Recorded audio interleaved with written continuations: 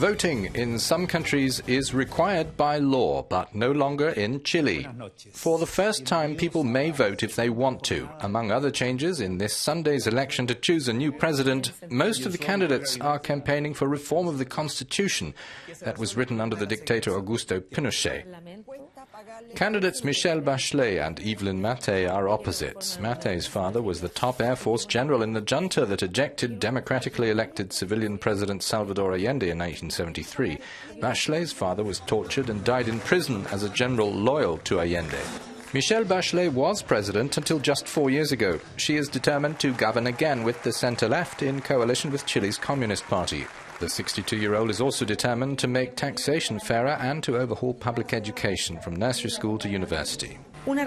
She says this will ensure quality that is free and not for profit, that is inclusive, on the principle that education is a social right and not a commodity. Economist and pianist Evelyn Matthei was Labour Minister until July. She is the candidate of the alliance of right-wing Chilean parties affiliated with outgoing President Sebastián Piñera. Here's a sample of her on the campaign trail. She says our plan looks like the Germany of Merkel. Their plan looks like the Germany of the Berlin Wall. Matthei proposes continuing with market-oriented neoliberal economic policies that favour big companies and which have permitted around 6% growth, though that's now closer to 4%, and kept unemployment nominally low.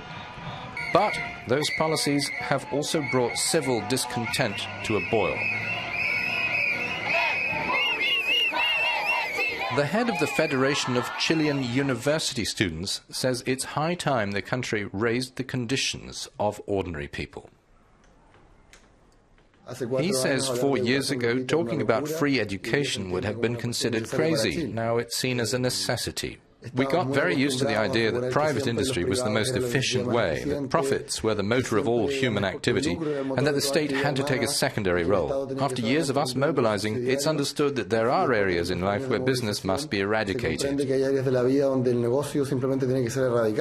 Student demonstrations throughout Piñera's term have increasingly moved other groups to protest their deep dissatisfaction in Santiago. Voting will be voluntary, abstention possible, perhaps handing Chile's next president a weakened mandate.